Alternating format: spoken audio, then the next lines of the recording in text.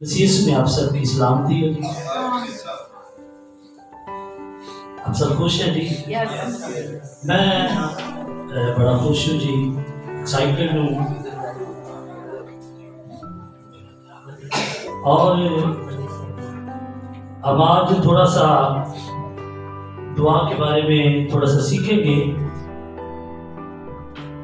बुध वाले दिन भी हम दुआ पे बात कर रहे थे कि दुआ क्या अहमियत रखती है। प्रस्तुत में हम गा रहे थे कि तेरा कलाम क्या है जी, बदले किसको जी? दिलों को। कलाम तो दिलों को बदलता है, लेकिन इसके साथ साथ हमें भी अपने आप को बदलने की जरूरत है। हमें भी अपने आप को पेश करने की जरूरत है।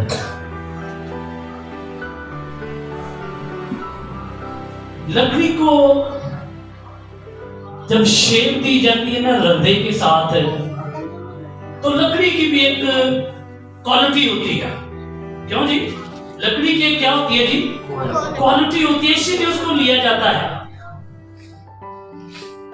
देहात की लकड़ी होती है, चील की लकड़ी होती है। जैसी लकड़ी हो उसको उस हिसाब से क्या किया जाता है, मार्केट में लाया जाता है। हम भी अपनी वैल्यू को देखें, यही ना कहते जाए कि खुदा का कलाम ही हमें बदलेगा। हम भी अपनी वैल्यू को देखें, हम भी अपनी पहचान करें। इन भी कलाम ही बदलेगा, कलाम बदलेगा, लेकिन असी अपने आप में जो बदलांगे तो फिर किए सानू कलाम बदलेगा। यीशु मसीह कलाम है। 12 वर्ष की औरत जब यीशु के पास गई तो फिर ही मौजूद हुआ कि यीशु ने डायरेक्ट बदल दिया। क्यों जी? वो औरत यीशु मसीह के पास अपनी मन्नत समाजित ले गई, अपनी दुआ लेके गई। इन्हें भी गाते रह लिए, बजाते रह लिए, तकते रह लिए कि वो आ जाए। हमें जरूरत है आज अपने खानदानों के लिए, अपनी घराने के लिए, अपने बच्चों के लिए आज झुकने की जरूरत है। सुस्त कवालियों की मानता हो जाए।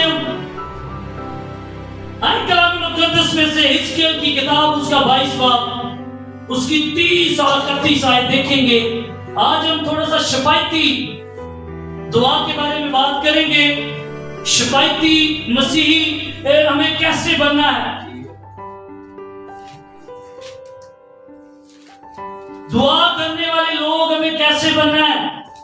अपने लिए तो सभी दुआएं करते हैं, अपनी ख्वाहिशों के लिए तो सभी दुआएं करते हैं। यीशु मसीह ने अपनी ख्वाहिश के लिए कभी भी किसी के पास नहीं गया। यीशु मसीह ने दूसरों के लिए शफायत की। आज अगर हम यीशु मसीह के फॉलोअर हैं तो हमें भी शफायती मसीह होना चाहिए। हिजकिय्याह की किताब बड़ी खास आज बातें मैं करने वाला हूं। 22 बाब उसकी 30 और 31 आयत, इसको सुनिएगा ना, बल्कि इसको जगह दीजिएगा अपने दिलों में। कलाम में लिखा है, मैंने उनके दरमियान तलाश की। कौन कह रहा है जी? खुदा कह रहा है। तो यहाँ पे हिजकिय्याह के 7 कलाम के जब बाब के शुरू से पढ़ते हैं, घर जाके पढ़िएगा इसको, इस बात को शुरू से पढ़िएगा। कलाम में लिखा, मैंने उनके दरमियान तलाश की कि कोई ऐसा आदमी मिले। क्या मिले जी? कोई ऐसा आदमी मिले जो फसील बनाए और सरजमीन के लिए उसके रखना में मेरे सामने खड़ा हो, ताकि मैं उसे वीरान ना करूं। पर कोई ना मिला। 32 बस मैंने अपना कहर उन पर नाज़िल किया और अपने गज़ब की आग से उनको फना कर दिया, और मैं उनकी रवश को उनके सरों पर लाया। खुदा फरमाता है, खुदा का पाक कलाम पढ़ा और सुना जाना हम सब के लिए बाइस बरकत हो। आमीन आमीन। यहाँ पे जब आयत के शुरू में हम पढ़ते हैं तो यहाँ पे क्या लिखा है जी? कौन कह रहा है जी? खुदा कह रहा है कि मैंने क्या की, इनमें क्या की? तलाश की। खुदा कहता है कि मैं उनके दरमियान गया, इस कौम के दरमियान खुदा कहता है कि मैं गया और मैंने तलाश करनी शुरू की, मैंने ढूंढना शुरू किया कि कोई मुझे ऐसा शख्स मिल जाए जो रखना में खड़ा होने वाला हो, जो दुआ में अपने आप को पेश करने वाला हो, जो दुआ में अपने खानदान के लिए, अपने घराने के लिए, अपनी चर्च के लिए, अपनी कलीसिया के लिए, अपने मोहल्ला के लिए, इस मुल्क के लिए खड़ा हो। ये कौम बड़े गुनाह में पड़ गई थी।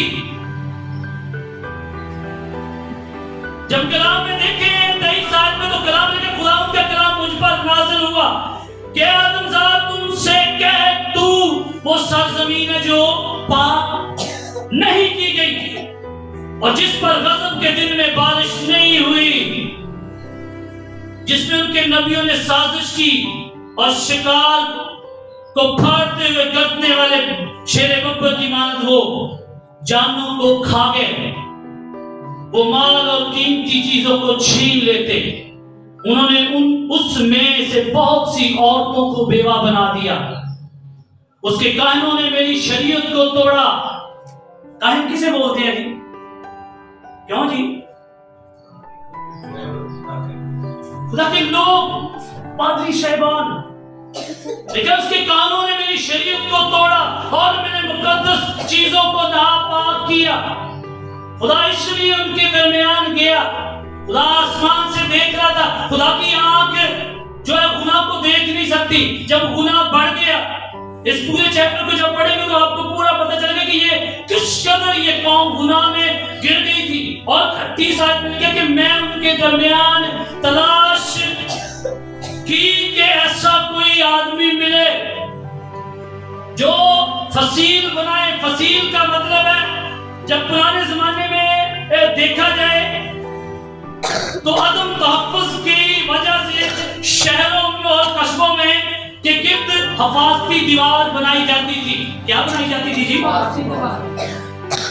कलाम में लिखा कि जो फसील मिलाए, मुझे ऐसा कोई आदमी मिले जो ऐसी दीवार बनाए जिससे ये कौम बच जाए, ये इलाका बच जाए, ये कौम बच जाए।